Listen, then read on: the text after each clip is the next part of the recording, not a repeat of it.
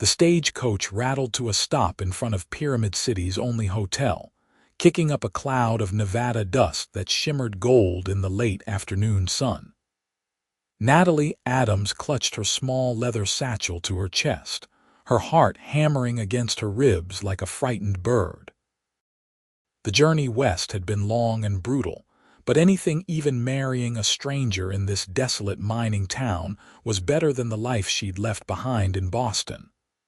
"Last stop, Pyramid City," the driver called out, his voice as rough as the terrain they'd traversed.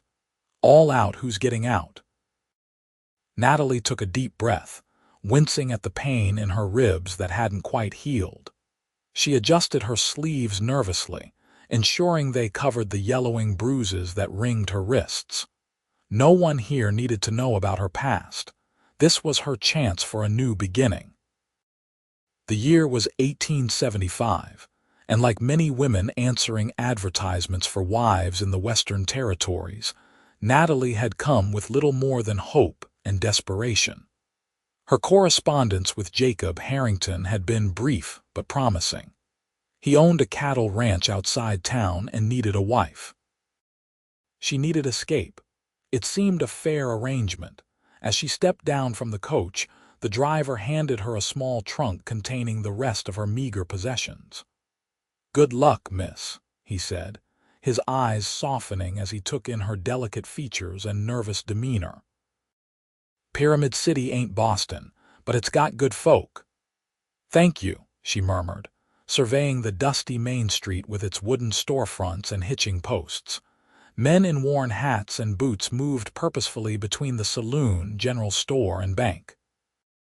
A few women in practical dresses hurried along the boardwalk, baskets on their arms. "Miss Adams," the deep voice startled her. Natalie turned to find herself looking up at a tall man with broad shoulders and a face weathered by sun and wind. His dark blonde hair fell in waves beneath a wide-brimmed hat, and his blue eyes studied her with undisguised curiosity. "Mr. Harrington?" she asked, her voice barely audible over the bustle of the street. He nodded once, removing his hat. "Jacob Harrington. Welcome to Pyramid City." His handshake was firm but gentle, his calloused palm engulfing her small hand. "I hope your journey wasn't too difficult." "It was. Manageable," she replied, attempting a smile that didn't quite reach her eyes. Jacob seemed to notice her discomfort, glancing at her trunk. "Let me get that for you. My wagon's just down the street." He hefted the trunk easily, then gestured for her to follow. "We've got about an hour's ride to the ranch. I figure you might want to rest after your journey before we discuss arrangements." Natalie nodded gratefully, falling into step beside him. She felt the curious stares of townspeople as they passed, but Jacob's imposing presence beside her offered an unexpected shield. His wagon was simple but well-maintained, with a fresh coat of paint and clean canvas cover in the back. After helping her onto the wooden seat, Jacob secured her trunk and climbed up beside her, taking the reins. "I know it ain't much compared to city living," he said as they pulled away from town, the buildings giving way to open sagebrush country backed by distant purple mountains. "But the ranch is solid. Good water, good grazing. I've built it up these past 5 years." "It sounds lovely," Natalie said, meaning it. The vast landscape spreading before them held a wild beauty unlike anything she'd known in Massachusetts. They traveled in silence for a while, the rhythmic clip-clop of the horses' hooves and creaking of the wagon wheels the only sounds. Finally, Jacob cleared his throat. "I should tell you straight out, Miss Adams. I ain't looking for fancy trappings or city ways. Life out here is hard work from sunup to sundown.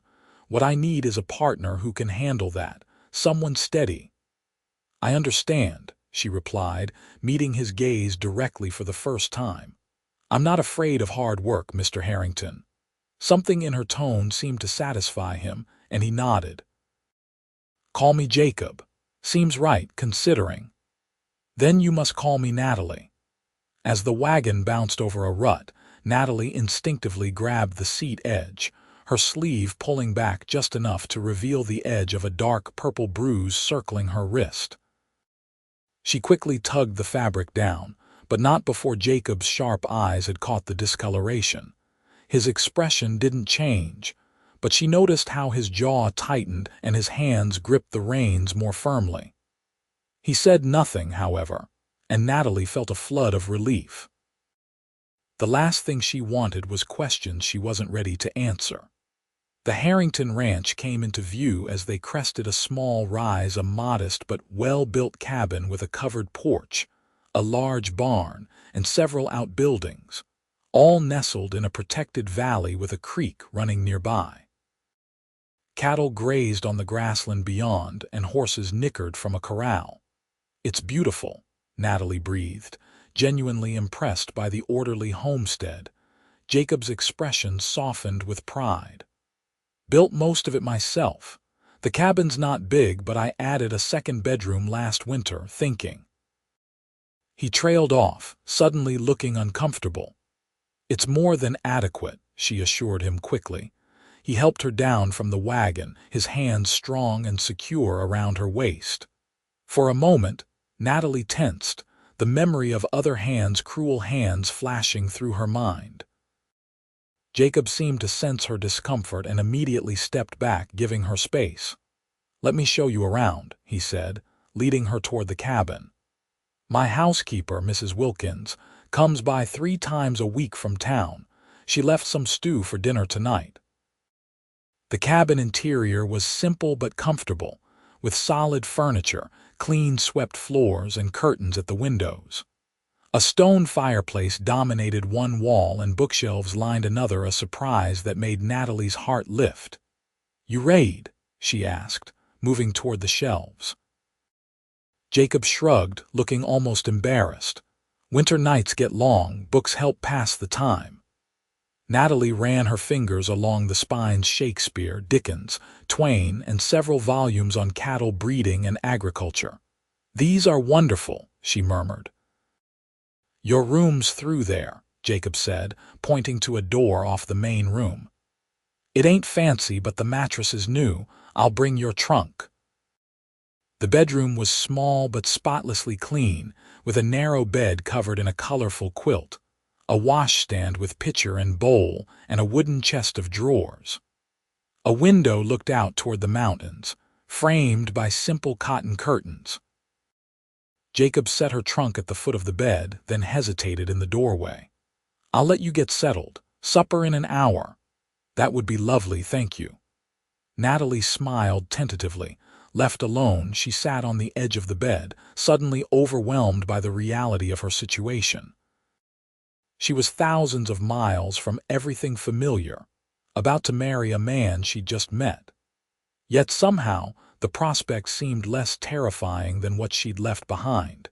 Carefully, she rolled up her sleeves, examining the bruises that marred her pale skin. Some were fading to yellow, others still vivid purple.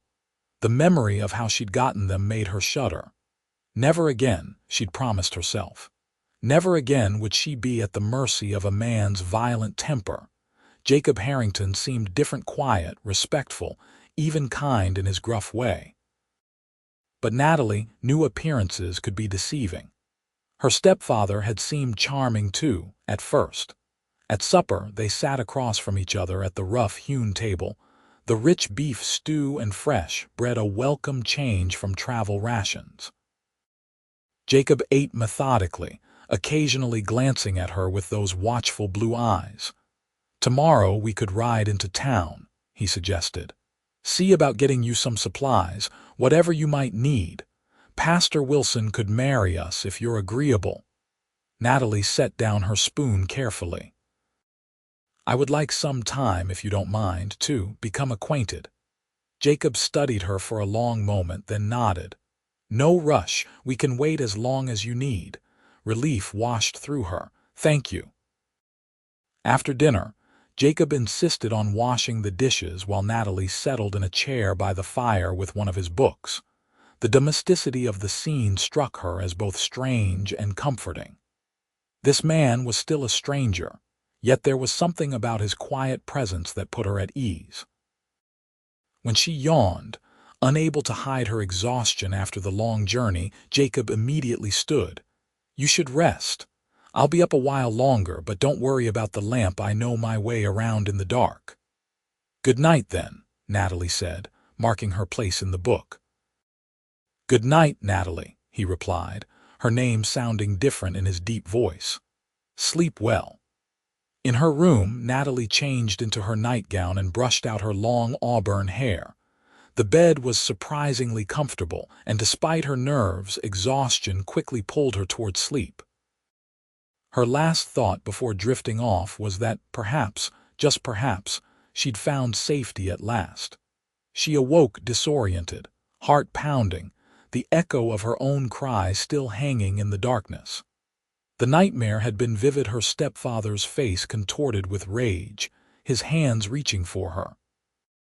The bedroom door cracked open and Jacob's concerned voice came through. "Natalie, you all right?" "Yes," she managed, sitting up and pulling the quilt around her shoulders. "Just a bad dream. I'm sorry if I disturbed you." He hesitated in the doorway, a tall silhouette. "No bother." "Can I get you anything? Water?" "No, thank you. I'll be fine." He nodded, though she could barely see the movement in the darkness. "If you're sure. I'm just across the hall if you need anything."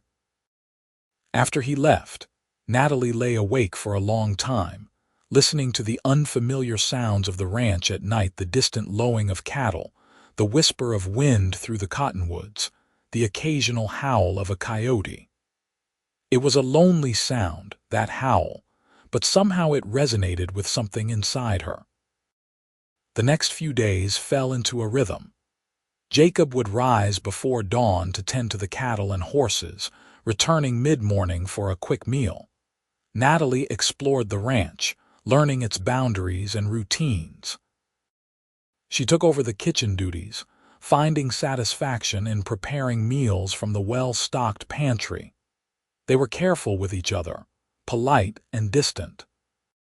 Jacob never mentioned the bruises, though Natalie caught him looking at her arms when she reached for something at dinner, her sleeves riding up just enough to reveal the marks. His expression would darken momentarily before he masked it. On the fourth day, a violent thunderstorm rolled in from the mountains. Natalie stood on the porch, watching in awe as lightning split the purple-black sky. "Best come inside," Jacob said, appearing beside her with an armful of firewood. "These storms can turn dangerous quick." They spent the evening by the fire, the rain hammering on the roof. Jacob worked on repairing a piece of tack while Natalie mended one of his shirts. The domesticity of it struck her again, how easily they'd fallen into these roles. "Where'd you learn to sew like that?" Jacob asked, breaking the comfortable silence. "My mother taught me," Natalie replied, her needle flashing in the firelight. "Before she died." Jacob nodded. "My ma taught me to ride before I could walk, practically. She was from Texas, tough as rawhide. Pa met her when he was driving cattle north. And they settled here, further east originally. I came west after the war, wanted open country." Natalie hesitated, then asked, "You fought in the war?" Jacob's face closed slightly. "Union cavalry, 4 years that felt like 40. He set down the bridle he'd been working on. "Not something I talk about much." "I understand," she said softly. The silence stretched between them, broken only by the crackling fire and drumming rain. Finally, Jacob spoke again. "Whoever hurt you," he said quietly, "they can't find you here." Natalie's hand stilled, the needle poised mid-stitch. "I don't know what you mean." Jacob's blue eyes held her steadily. "The bruises, the way you flinch sometimes when I move too quick. The nightmares." He shook his head. "I ain't blind, Natalie."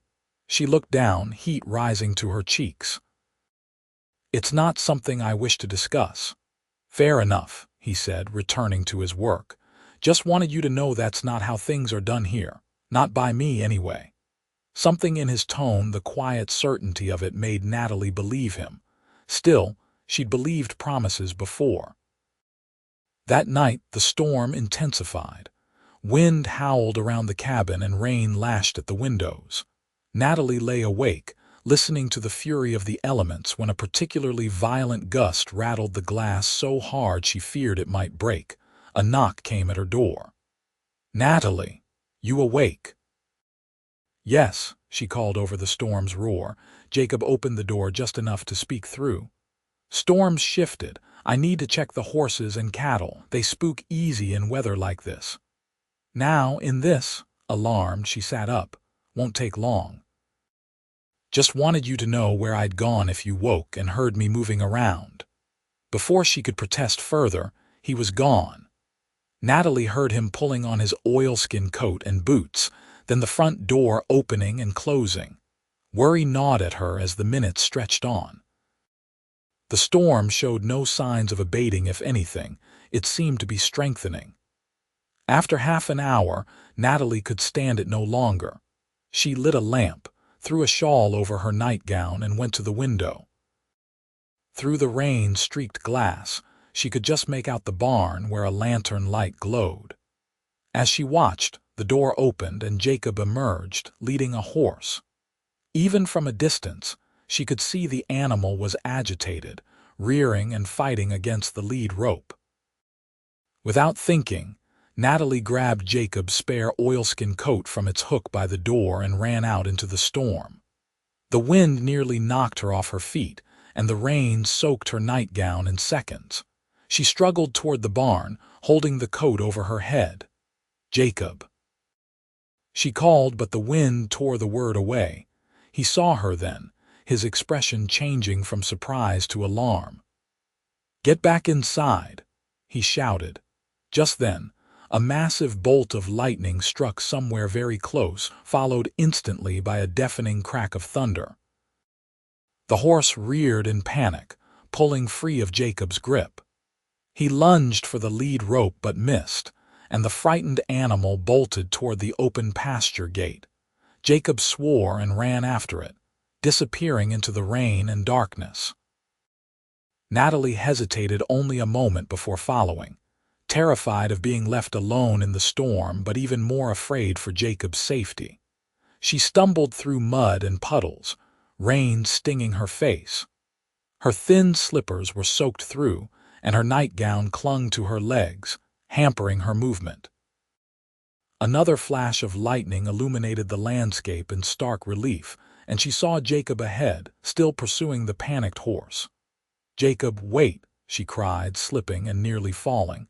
He turned, and in the next lightning flash she saw his expression change to horror. "Natalie, stop! The creek!" Too late, she realized her mistake. What had been a gentle stream that morning was now a raging torrent, swollen with rain. Her momentum carried her forward, and suddenly the ground disappeared beneath her feet. Cold water closed over her head, the current instantly sweeping her downstream. Panic seized her as she fought to surface, her lungs burning. Her head broke water just long enough to gasp a breath before she was pulled under again. This was how she would die, she thought wildly, not at her stepfather's hands, but in this wild country she barely knew. Something grabbed her arm, pulling hard. Natalie flailed, fighting against it until she realized it was Jacob. Somehow he'd gotten ahead of her and positioned himself at a bend in the creek, where he'd waded in and caught her as she swept by. His powerful arms dragged her toward the bank, fighting the current every inch of the way. When they finally collapsed on solid ground, both were gasping for breath. "Are you hurt?" Jacob demanded, his voice rough with fear and exertion. "And no," she managed, shaking uncontrollably from cold and shock. Without another word, he scooped her up and began carrying her back toward the cabin, his stride sure despite the darkness and driving rain. Natalie clung to his neck, burying her face against his shoulder. Inside, he set her gently on her feet near the fire, which had burned low but still gave off heat. "You need to get out of those wet clothes," he said, turning away to give her privacy. I'll find you something dry." He disappeared into his bedroom, returning moments later with a flannel shirt and a pair of wool socks. "These will have to do until your things dry. I'll wait outside while you change." "What about the horse?" Natalie asked through chattering teeth. "Horse has more sense than we do." "He'll have found shelter under the pines. I'll find him at first light." Jacob handed her the dry clothes, then stepped onto the porch, pulling the door firmly closed behind him. Natalie peeled off her sodden nightgown and undergarments, dried herself with a blanket from the sofa, and pulled on Jacob's shirt. It hung to her knees, the sleeves dangling well past her fingertips. She rolled them up, then realized with a start that her bruises were completely exposed. For a moment, she considered trying to pull the sleeves back down, but what was the point? Jacob had just saved her life. The least she owed him was honesty. "You can come in," she called, sitting on the hearth to warm herself. Jacob entered, his own clothes plastered to his body, hair dripping onto his shoulders. He stoked the fire, adding more wood until it blazed high, then draped her wet nightgown over a chair to dry. "You should change too," Natalie said, noticing how he shivered. He nodded, retreating to his room. When he returned, he wore dry trousers and a clean shirt, his wet hair slicked back from his face.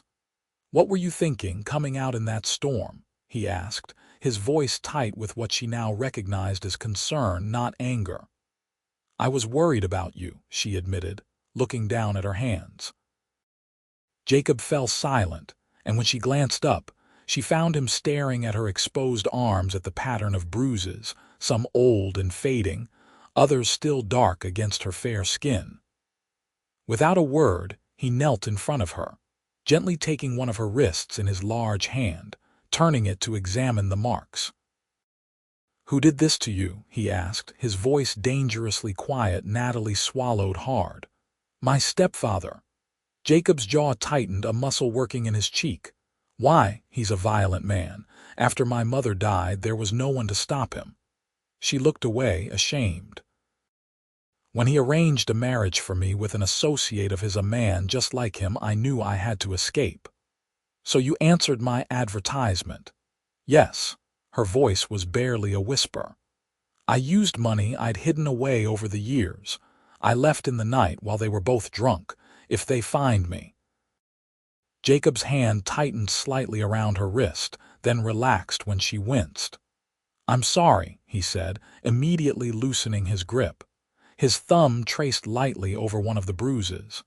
"They won't find you, and if they did, they'd have to go through me first." The fierce protectiveness in his voice startled her. "You don't even know me." "I know enough." Jacob looked directly into her eyes. "No one has the right to do this. No one." Carefully, he rolled her sleeves back down, covering the bruises. "You're safe here, Natalie. I give you my word." Something in his steady gaze, in the gentle way his calloused hands handled her, broke through the wall Natalie had built around her heart. Tears welled in her eyes and spilled down her cheeks. "I'm sorry," she gasped, trying to wipe them away. "I don't apologize," Jacob interrupted.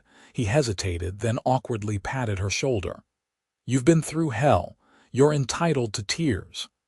They sat in silence for a while, the storm gradually receding into the distance. Finally, Jacob stood. "You should rest."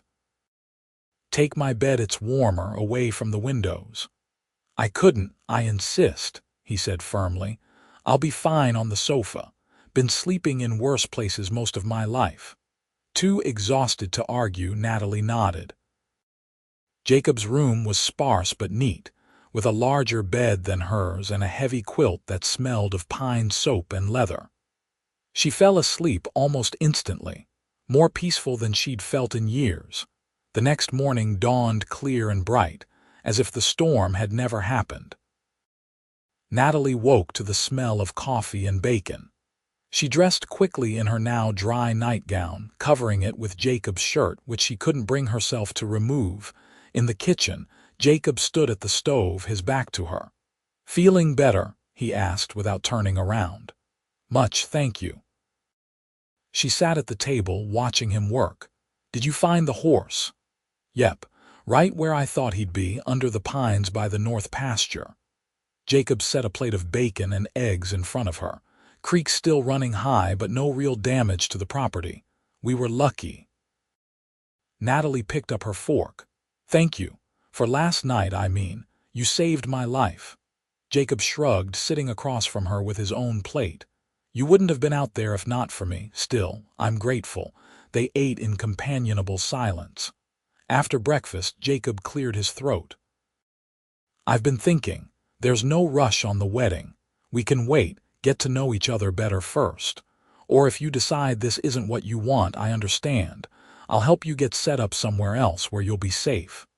Surprised, Natalie studied his face. You do that. It's the right thing to do. His blue eyes met hers steadily. Marriage should be a choice freely made, not just an escape from something worse. Natalie felt a rush of warmth toward this quiet, honorable man. I appreciate that, Jacob, truly. Over the following weeks, they fell into a comfortable routine. Jacob taught Natalie about the ranch operations, how to feed the animals, the basics of cattle handling, which plants were safe to gather for food or medicine. She took over the household management, cooking meals that brought a rare smile to Jacob's serious face.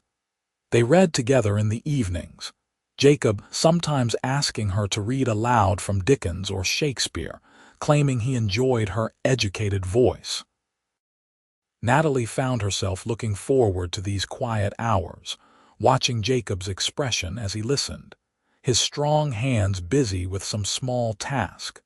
The bruises faded, but Natalie continued to wear long sleeves out of habit.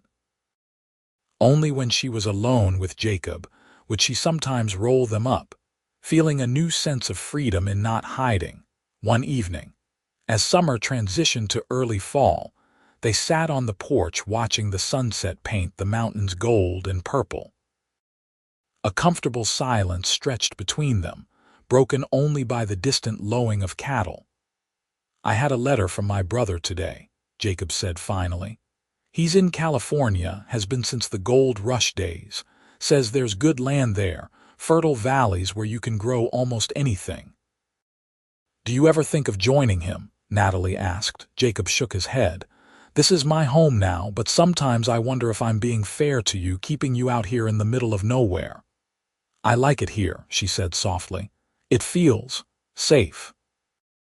Jacob turned to look at her, his expression unusually vulnerable. I've been thinking, Natalie. If you wanted to make our arrangement official, I wouldn't object, but only if it's what you truly want, not out of gratitude or obligation. Natalie met his gaze.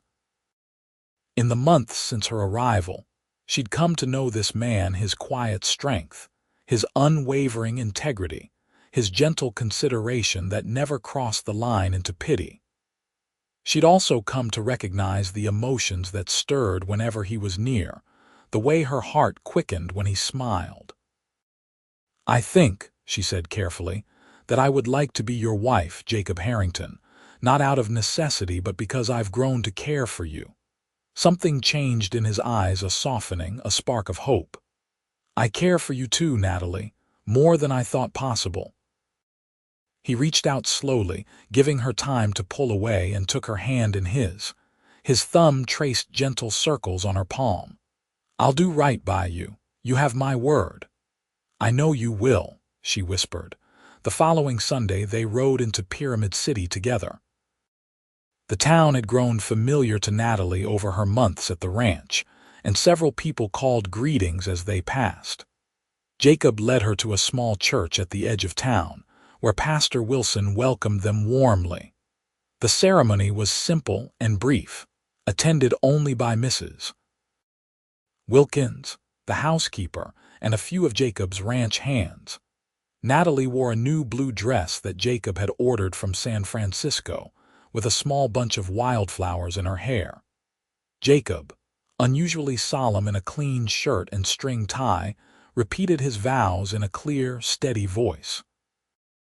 I now pronounce you man and wife, Pastor Wilson declared. You may kiss your bride.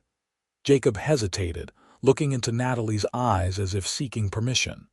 She smiled up at him, and he gently cupped her face in his hands, bending to place a soft kiss on her lips. It was brief but tender, a promise of things to come. That night back at the ranch, an unexpected shyness fell between them. They moved around each other carefully, both aware of the change in their status. "I'll take the sofa tonight," Jacob said after dinner, his voice gruff. "Until you're ready for more." Natalie reached out, touching his arm. "I trust you, Jacob. I'm not afraid." He covered her hand with his own. "I want to do this right, Natalie. Not rushed, not out of obligation." She smiled, understanding in his hesitation the depth of his respect for her. "Then we'll take our time." And they did. That night they shared Jacob's bed, but only to sleep, his arm protectively around her waist, her head tucked against his shoulder. It was enough for both of them, this closeness, this trust. Over the following days, their physical relationship developed slowly, each touch and kiss building on a foundation of growing love and trust. Jacob was endlessly patient, always attuned to Natalie's comfort, never pushing beyond what she freely offered. When they finally came together as husband and wife, it was with a tenderness that brought tears to Natalie's eyes, not from pain or fear, but from the overwhelming realization that this was what love should be. Jacob whispered her name like a prayer, his strong hands gentle as they traced the contours of her body, no longer marred by bruises but glowing with health and happiness. Afterward, lying in the circle of his arms, Natalie felt a sense of peace she'd never known. "I love you," she whispered, saying the words aloud for the first time. Jacob's arms tightened around her. "And I love you, Natalie Harrington." As autumn deepened, bringing cooler temperatures and vivid colors to the landscape, life at the ranch settled into a new rhythm. Jacob and Natalie worked side by side during the days, preparing for the coming winter. At night, they would sit by the fire, reading or talking, or simply enjoying each other's company before retiring to their shared bed. One crisp October morning, as they sat at breakfast, a sound they rarely heard broke the peaceful silence, a wagon approaching the ranch. Jacob frowned, setting down his coffee cup. "Not expecting anyone," he said, moving to the window. His body tensed as he looked out. "Stay inside, Natalie." "What is it?" she asked, alarmed by his tone. "Don't know yet. Just stay here." He took his rifle from above the door and stepped onto the porch. Natalie moved to the window, peering out cautiously. A smart black buggy with 2 matched bay horses was coming up the drive, driven by a portly man in a city suit. Beside him sat another man, tall and thin, with a familiar profile that made her blood run cold. "No," she whispered, her hands beginning to shake. "It can't be." But it was. Her stepfather, Howard Blackwell, had somehow tracked her to Pyramid City. Jacob stood on the porch, rifle held casually but visibly as the buggy pulled up. "Can I help you, gentlemen?" His voice carried through the open window. "Indeed you can, sir," Blackwell replied, his cultured Boston accent incongruous in the rustic setting. "I'm looking for my daughter, Natalie Adams. I have reason to believe she may have come this way." "No one by that name here," Jacob said flatly. Blackwell smiled, the same cold smile Natalie remembered from countless confrontations. "Come now, Mr. Harrington. We know she answered your advertisement. We know she arrived in Pyramid City some months ago. The station master was most helpful." "Whoever you're looking for, she's not here," Jacob repeated. "I suggest you turn around and head back to town." The other man, whom Natalie now recognized as her stepfather's lawyer, Mr. Porter, spoke up. "Perhaps we're not making ourselves clear. Miss Adams is underage and has left home without her guardian's consent. We have legal authority to return her to Boston." That's a lie, Natalie whispered, though no one could hear her.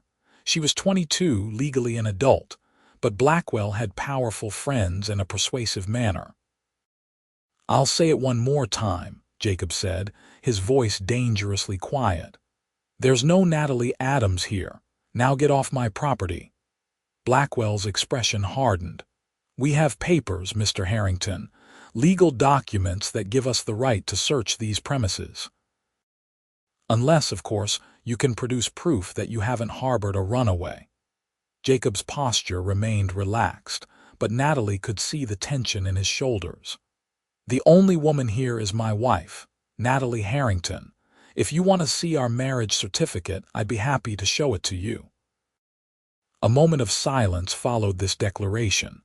Then Blackwell laughed, a sound that sent chills down Natalie's spine.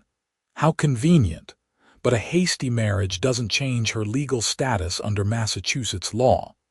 We're in Nevada territory, Mr. Blackwell, Jacob pointed out. Your Massachusetts laws don't mean much out here. Blackwell's face darkened. I see my stepdaughter has poisoned your mind against me. Whatever she's told you, I know all I need to know, Jacob interrupted. The Bruises told me plenty. Another silence, heavier this time. Then Blackwell's voice, silky with menace. I'm staying at the hotel in town, Mr. Harrington. I suggest you discuss this situation with your wife. Remind her of her family obligations. We'll return tomorrow for a more productive conversation. The buggy turned in a wide arc and headed back down the drive. Jacob watched until it disappeared from view, then came quickly into the house. Natalie stood in the middle of the room, trembling uncontrollably. He found me, she whispered. Jacob crossed to her in 3 strides, gathering her into his arms. He won't take you anywhere, I promise you that. You don't know him, Natalie said, clinging to her husband. He doesn't give up when he wants something, and he has powerful friends even out here. So do I. Jacob tilted her chin up, his blue eyes fierce. I fought in the war, Natalie. I've faced worse than an Eastern dandy with fancy words. He's dangerous, Jacob. So am I when someone threatens what's mine. The possessiveness in his voice should have frightened her, but instead, Natalie found it reassuring. This wasn't the controlling ownership her stepfather had claimed, but a protective devotion born of love. They spent the day in anxious preparation.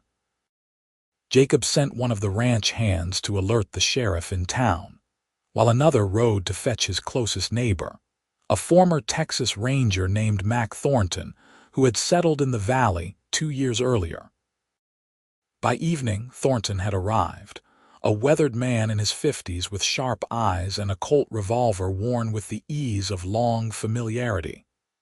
Jacob filled me in, he told Natalie, his manner gentle despite his intimidating appearance. Don't you worry, Mrs. Harrington. Men like your stepfather only understand one thing's strength. We'll show him plenty of that. The sheriff, a barrel-chested man named Dawson, arrived shortly after, bringing news from town. This Blackwell fellow's been asking questions all over Pyramid City, he reported. Flashing money around, trying to get people to talk. Most folks kept their mouths shut, but he's determined. What can we do legally, Sheriff? Jacob asked. Dawson scratched his gray-streaked beard. Well, the fact is, Mrs. Harrington here is of legal age and lawfully married.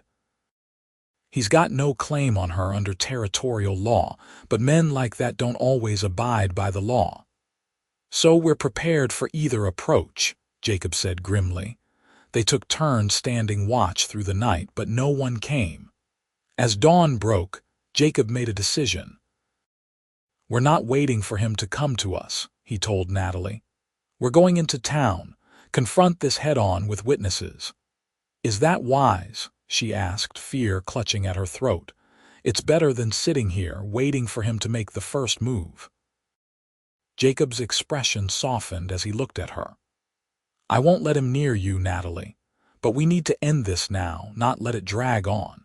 Accompanied by Thornton and Sheriff Dawson, They rode into Pyramid City just as the businesses were opening for the day.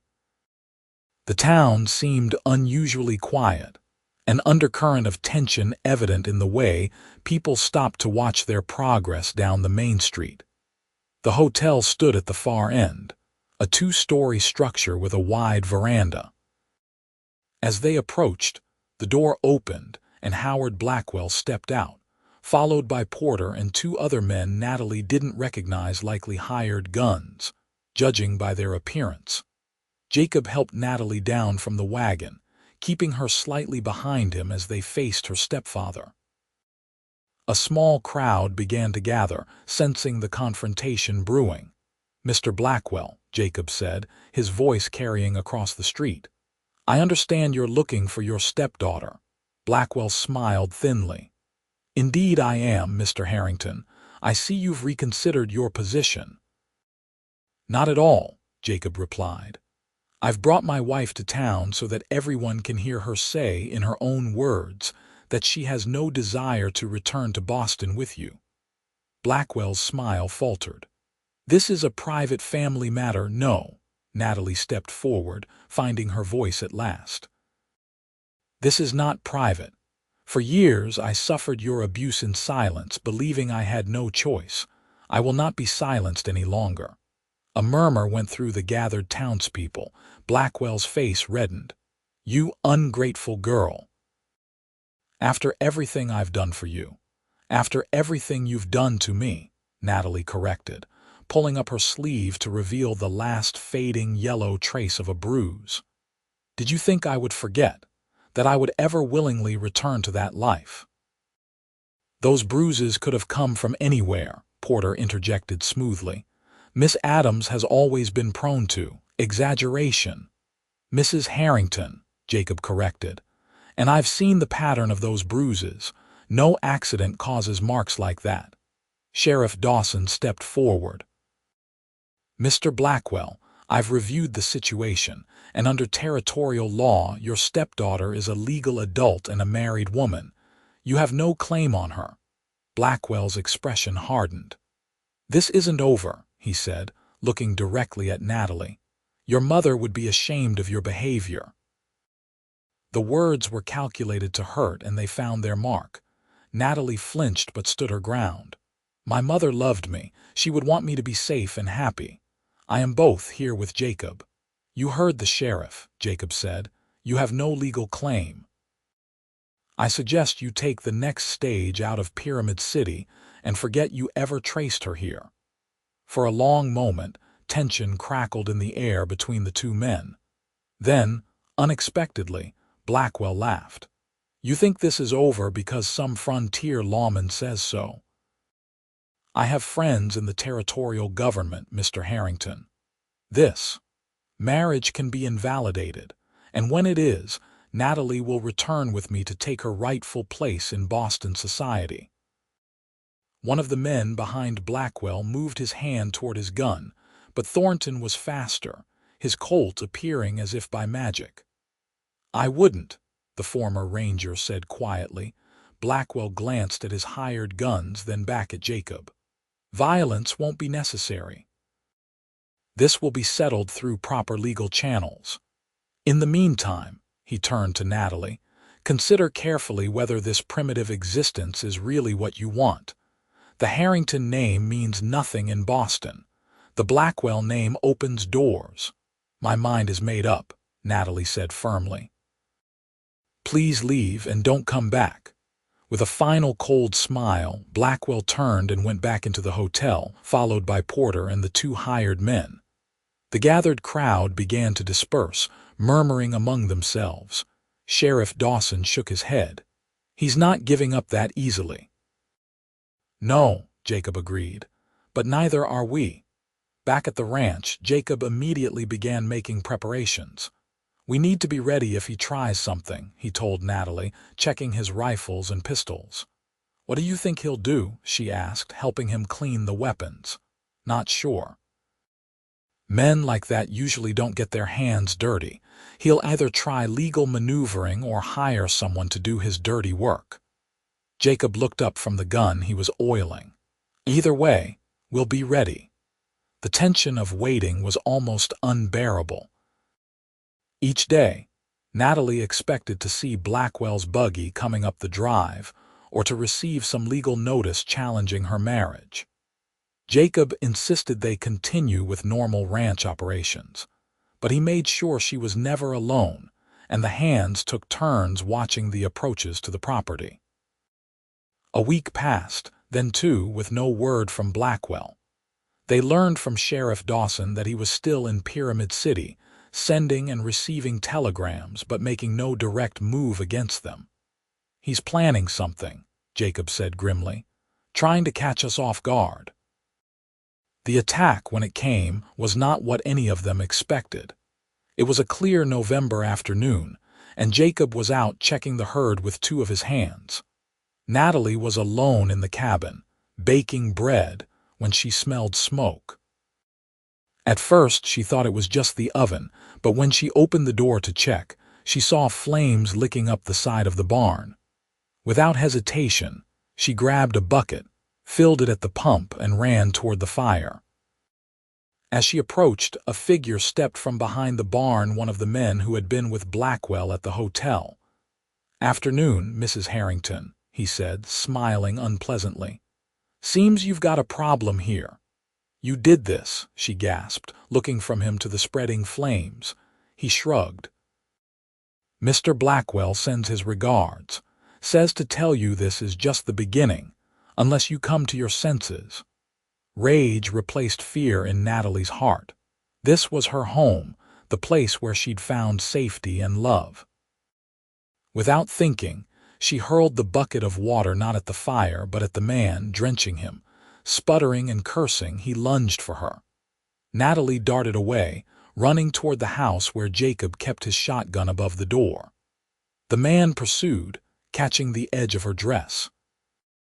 She stumbled but kept her feet, twisting free of his grasp. The sound of approaching hoofbeats made them both freeze. Jacob and his men were returning, alerted by the smoke rising from the barn. The hired gun swore, releasing Natalie and sprinting toward a horse tethered behind the corral. By the time Jacob thundered into the yard, the man was riding hard for the hills. "Natalie!" Jacob leapt from his horse, gathering her into his arms. "Are you hurt?" "No, but the barn," she pointed to the flames, now climbing higher. The next hour was a blur of activity as they fought the fire. With four of them working together, they managed to contain it before it destroyed the entire structure, though one side was badly damaged. As they surveyed the smoldering ruins, Jacob's face was set in grim lines. "This ends now," he said. "I'm going into town." "Jacob, no." Natalie clutched his arm. "That's what he wants, to provoke you into doing something rash. Burning a man's barn is a serious offense in cattle country," one of the hands pointed out.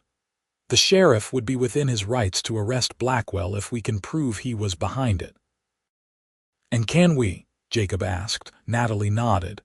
"His man as much as admitted Blackwell sent him. I'll testify to that." Jacob considered this, then nodded sharply. "All right, we'll do this by the book. For now." They rode into town together the next morning, accompanied by both ranch hands as witnesses. The sheriff listened to their account, his expression growing darker by the minute. "Arson is a hanging offense out here," he said when they'd finished. "If we can prove Blackwell ordered it, you can't prove anything." A smooth voice interrupted from the doorway. Howard Blackwell stood there, immaculately dressed as always, with Porter at his shoulder. "My men were nowhere near the Harrington ranch yesterday. We have multiple witnesses who can place us at the hotel all day." "Your hired gun admitted you sent him," Natalie said, rising to face her stepfather. Blackwell shook his head in mock sadness. "My dear, your tendency toward hysteria has always concerned me. This unfortunate fire was clearly an accident, perhaps caused by your own carelessness."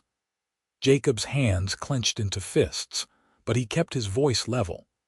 "We both know what you did, Blackwell. Touch my wife or my property again, and there won't be enough left of you to send back to Boston." "Is that a threat, Mr. Harrington?" Porter asked, raising an eyebrow. "It's a promise," Jacob replied. Sheriff Dawson stepped between them. "That's enough. Mr. Blackwell, I can't arrest you without evidence, but I'm warning you this territory doesn't look kindly on outsiders causing trouble. If anything else happens at the Harrington Ranch, I'll know where to look first." Blackwell merely smiled. "How unfortunate that the legal system here is so primitive. However, it won't matter soon. Porter, show them." The lawyer produced an official-looking document. "This is a court order from Massachusetts, declaring Natalie Adams mentally incompetent and placing her under the guardianship of her stepfather. We've filed to have it recognized by the territorial court." Natalie felt the blood drain from her face. "That's absurd. I'm perfectly sound of mind." "Are you?" Blackwell's voice was silky. "A young woman who flees her home, travels thousands of miles to marry a complete stranger, and then accuses her loving family of abuse. Many would consider that evidence of instability." Jacob stepped forward, placing himself between Natalie and her stepfather. "Get out," he said quietly, "before I forget that we're in the sheriff's office." Blackwell tipped his hat. "We'll see you in court, Mr. Harrington." His gaze shifted to Natalie. "Think carefully about your next move, my dear. This can still end amicably." After they left, Sheriff Dawson sighed heavily. "He's playing a dangerous game. That Massachusetts court order won't hold up here, but it could cause delays, complications. What can we do?" Natalie asked, still shaken by the encounter. "Fight fire with fire," the sheriff replied. "You need legal representation, documents proving your competency, witnesses to your character, and you need them fast." Over the next few days, Jacob and Natalie worked tirelessly to build their case. The local doctor examined Natalie and provided a written statement confirming her sound mental condition. Pastor Wilson vouched for her character, as did Mrs. Wilkins and several other townspeople who had come to know and respect the young Mrs. Harrington. Jacob hired the best lawyer in the territory, a sharp-minded woman named Rebecca Collins who had studied law in San Francisco before coming to Nevada. "This case is absurd," she told them after reviewing the documents, "but we can't underestimate Blackwell's influence. Men like him believe money can buy anything, including justice." The territorial court convened the following week in Carson City. Jacob and Natalie made the journey together, staying at a small hotel near the courthouse. The night before the hearing, Natalie couldn't sleep, her mind racing with fears of what would happen if Blackwell somehow won. "What if they believe him?" she whispered to Jacob as they lay in the darkness. "What if they send me back?" Jacob pulled her closer, his arms solid and reassuring around her waist. "They won't. But even if the court ruled against us, I wouldn't let him take you. We'd leave the territory if necessary, go to California or Oregon, somewhere beyond his reach. You do that. Leave your ranch, everything you've built." "The ranch is just land and buildings, Natalie. You're my wife. My home is wherever you are." The simple declaration brought tears to her eyes. She turned in his arms, finding his lips in the darkness. "I love you, Jacob Harrington." "And I love you," he murmured against her mouth. "Always will." The courtroom was packed the next morning, the case having become something of a sensation in Carson City. Blackwell sat at one table with Porter and two other lawyers they'd hired locally. Natalie, Jacob, and Rebecca Collins sat at the other, with Sheriff Dawson, Pastor Wilson, and Dr. Miller behind them as witnesses. The judge, a stern-faced man named Hammond, called the court to order and asked for opening statements. Porter went first, painting Natalie as a disturbed young woman who had fled proper care and treatment in Boston, susceptible to manipulation by an opportunistic frontiersman. Mr. Harrington saw in Miss Adams a vulnerable heiress, Porter claimed, and took advantage of her fragile mental state to secure a hasty marriage. We ask the court to invalidate this union and return Miss Adams to the care of her legal guardian. Rebecca Collins rose next, her voice clear and confident. Your Honor, this case is not about mental competency, but about freedom. Natalie Harrington, née Adams, is a woman of sound mind who fled an abusive situation to build a new life. The only manipulation here is Mr. Blackwell's attempt to regain control over her and her inheritance. Judge Hammond listened to both sides, then called Blackwell to testify. With practiced charm, he described his deep concern for his stepdaughter's well-being, citing several incidents of erratic behavior following her mother's death. Natalie was always high-strung, he told the court, his expression one of paternal worry. After my dear wife passed, she became increasingly unstable, imagining slights, making wild accusations, refusing treatment from the finest doctors in Boston. And the bruises? Rebecca asked when it was her turn to cross-examine. How do you explain the bruises, Mrs.? Harrington arrived in Nevada with, Blackwell shook his head sadly. Natalie has always bruised easily, and in her disturbed state, she sometimes harmed herself, then blamed others. It was heartbreaking to witness. The testimony continued all morning. Porter called a doctor from San Francisco who, without ever having examined Natalie, testified that her symptoms matched those of female hysteria and nervous exhaustion. After lunch, it was Natalie's turn to take the stand. She felt her hands trembling as she rose, but Jacob's steady gaze gave her courage. Taking a deep breath, she faced the judge. Mrs. Harrington, Rebecca began, please tell the court in your own words why you left Boston. Natalie straightened her shoulders. After my mother died 3 years ago, my stepfather changed. The man who had been charming and kind became controlling, then violent. At first, it was small things criticism, isolation from friends. Then came the physical abuse. Can you be more specific? Rebecca asked gently. Natalie nodded, forcing herself to meet Blackwell's cold gaze across the courtroom. He would grab my arms hard enough to leave finger marks, twist them behind my back if I disagreed with him. Once, he pushed me down the stairs when I refused to entertain one of his business associates. A murmur ran through the courtroom.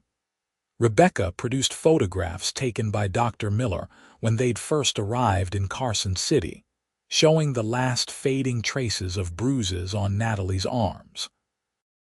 When my stepfather arranged for me to marry his friend, a man 30 years my senior with a reputation for cruelty, I knew I had to escape, Natalie continued. I answered advertisements for mail-order brides, using money I'd inherited from my grandmother. And what happened when you reached Nevada territory? Natalie's voice grew stronger. I found safety. I found respect. And eventually I found love. Jacob never forced anything on me. He gave me time, protected me, treated me with a kindness I'd forgotten existed. Porter's cross-examination was brutal, trying to twist her words, suggesting she was delusional or manipulative. But Natalie remained composed, answering truthfully and directly, even when his questions became invasively personal. Jacob testified next, describing his first meeting with Natalie, his gradual awareness of her past abuse, and his growing feelings for her. His straightforward manner seemed to impress Judge Hammond, who asked several questions about their life together. By late afternoon, both sides had presented their cases. The judge retired to consider his ruling, leaving the courtroom in tense silence. Jacob took Natalie's hand, his thumb rubbing reassuring circles on her palm. Whatever happens, he whispered, we face it together. An hour later, Judge Hammond returned. The courtroom fell silent as he cleared his throat. "This case," he began, "presents complex issues of jurisdiction, competency, and personal liberty. Having reviewed all testimony and evidence, I find no credible basis for declaring Mrs. Harrington mentally incompetent. The Massachusetts court order appears to have been obtained without proper examination or due process, and as such, cannot be enforced in this territory." Natalie felt hope rising in her chest as the judge continued. "Furthermore, as Mrs. Harrington is over the age of 21 and lawfully married under territorial law, she is no longer subject to any guardianship, regardless of its validity. The petition to invalidate her marriage is denied. Mrs. Harrington is free to remain with her husband." Relief flooded through Natalie, so intense she felt lightheaded. Jacob's arm went around her waist, steadying her as murmurs and a few cheers erupted in the courtroom. Across the aisle, Blackwell's face darkened with rage. He leaned toward Porter, whispering furiously, but the lawyer shook his head, gathering his papers. Judge Hammond banged his gavel. "Mr. Blackwell, a word of caution. This court has heard troubling testimony regarding your treatment of your stepdaughter. While those allegations are not the subject of today's ruling, I strongly advise you to return to Boston and consider this matter closed. Any further attempts to interfere with the Harringtons may result in criminal charges." Outside the courthouse, Natalie could barely contain her joy. "It's over," she whispered to Jacob as they descended the steps. "Truly over." "Yes," he agreed, pulling her close.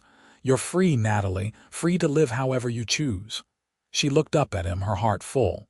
"I choose you. I choose our life together." They were still embracing when Sheriff Dawson approached, his expression troubled. "Hate to interrupt the celebration, but you should know Blackwell left the courthouse looking like murder. I'd keep a close watch for a while yet." Jacob nodded grimly. "We'll be careful." That night back at their hotel, Jacob insisted on taking precautions, checking the locks, keeping his gun close at hand. But as the hours passed peacefully, they gradually relaxed, the triumph of the day overtaking their concerns. "I never thought I'd win," Natalie admitted as they lay in bed, the moonlight streaming through the window. "Part of me was always waiting for him to take everything away again." Jacob propped himself on one elbow, looking down at her. "You did win, though. You stood up to him, told your truth." "I've never been prouder of anyone in my life." She reached up to touch his face, tracing the strong line of his jaw. "I couldn't have done it without you." "Yes, you could have," he said firmly. "You're stronger than you know, Natalie Harrington, but I'm glad I could be there for you." The journey back to the ranch the next day was filled with a new lightness. For the first time, Natalie felt truly free, not just running from something, but moving toward a future of her own choosing. As they crested the rise and saw the ranch spread out before them, Jacob slowed the wagon. "Home," he said simply. Natalie squeezed his hand. "Home," she agreed. Life gradually returned to normal, though they remained vigilant for several weeks. Sheriff Dawson sent word that Blackwell had boarded the eastbound train, apparently returning to Boston. The damage to the barn was repaired, and as winter settled over the valley, a sense of peace descended with the snow. In late January, as they sat by the fire after dinner, Natalie set aside her sewing and looked at Jacob. "I've been meaning to tell you something," she said, a smile playing at the corners of her mouth. Jacob looked up from his book. "What's that?" "I visited Dr. Miller when we were in town last week." She took a deep breath. "We're going to have a baby, Jacob, come summer." For a moment, he simply stared at her, his expression blank with shock. Then, slowly, a smile spread across his face, broader and more joyful than any she'd seen before. He crossed the room in 2 strides, kneeling before her and placing his hands gently on her still flat stomach. "A baby," he whispered, "our baby." Natalie covered his hands with her own. "Are you happy?" Happy doesn't begin to describe it. He looked up at her, his blue eyes shining with unshed tears. "I love you, Natalie, more than I ever thought possible." As spring returned to the valley, bringing new grass for the cattle and wildflowers dotting the hillsides, Natalie's body changed with the landscape. Her slender form softened, rounded with new life, and a glow of contentment seemed to radiate from within her. Jacob became even more protective, insisting on taking over the heavier chores, watching her with a mixture of awe and concern. Natalie found his hovering both endearing and occasionally frustrating. "I'm pregnant, not made of glass," she told him one afternoon when he tried to prevent her from carrying a basket of eggs from the henhouse. "I know," he replied, sheepishly taking the basket anyway. "I just want to take care of you both." She softened, leaning up to kiss his cheek. "And you do, every day." Their joy was complete when, on a warm July evening with a gentle rain pattering on the roof, Natalie gave birth to a healthy son. Jacob paced outside the bedroom door while Mrs. Wilkins and the midwife attended the delivery, his face pale with worry.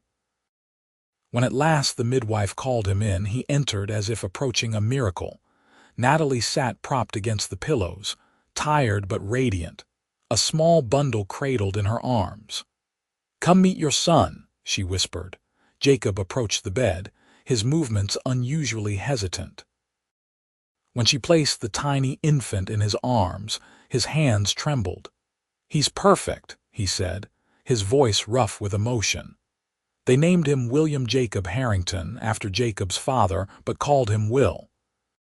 He had his mother's auburn hair and his father's blue eyes, and from his first day, he had both parents wrapped around his tiny finger. Life with a baby brought new challenges and deeper joys. Natalie discovered reserves of strength she hadn't known she possessed, while Jacob revealed a tender side that sometimes moved her to tears. The big, rugged rancher singing softly to his son, rocking him through colicky nights, watching with proud wonder as the boy grew. The following spring brought unexpected news from Boston. Howard Blackwell had died suddenly of apoplexy, leaving his considerable fortune in disarray. Since he had no children of his own, and Natalie was his only legal heir, she found herself the inheritor of a substantial estate. "What will you do with it?" Jacob asked when the lawyer's letter arrived. Natalie bounced Will on her hip, considering. "I think I'd like to build a proper school for Pyramid City, and perhaps set up a fund for women who need to escape situations like mine. The rest we'll save for Will and any brothers or sisters who might come along." Jacob smiled, pulling them both into his embrace. "You amaze me, Natalie Harrington." "Is that a good thing?" she teased. "The best thing," he assured her, kissing her softly. "The very best thing." 2 years later, on a perfect autumn day with golden lights slanting across the valley, Natalie stood on the porch of their ranch house, expanded now to accommodate their growing family. Will, sturdy and active at 3, chased a puppy across the yard while Jacob worked with the horses in the corral. In her arms, she held their second child, a daughter just 3 months old, with Jacob's blonde hair and her own green eyes. They'd named her Elizabeth, after Natalie's mother. As she watched her husband with their son, Natalie reflected on the journey that had brought her here from the frightened, bruised young woman who had stepped off the stagecoach 4 years ago to the confident, loved woman she was today. Jacob looked up then, catching her gaze across the yard. His smile, warm and full of love, still made her heart skip a beat. He tipped his hat to her, a gesture that had become their private signal of affection. "Mama, look," Will called, pointing to a hawk circling overhead. "I see it, sweetheart," she replied, shifting Elizabeth to her shoulder. Jacob walked over, swinging Will up onto his shoulders. "Beautiful day," he said, leaning down to kiss first Elizabeth's downy head, then Natalie's lips. "Yes," Natalie agreed, looking out over the land that had become her home at the family that had become her world. A beautiful day. And as the sun began its descent toward the distant mountains, painting the Nevada sky in shades of gold and pink, the Harrington family stood together safe, whole, and deeply loved. From mail-order bride to beloved wife and mother, Natalie's journey had been one of courage, resilience, and ultimately triumph. For in this vast western landscape, she had found not just escape, but something far more precious, a place to belong, a man who cherished her, and the strength that had been within her all along.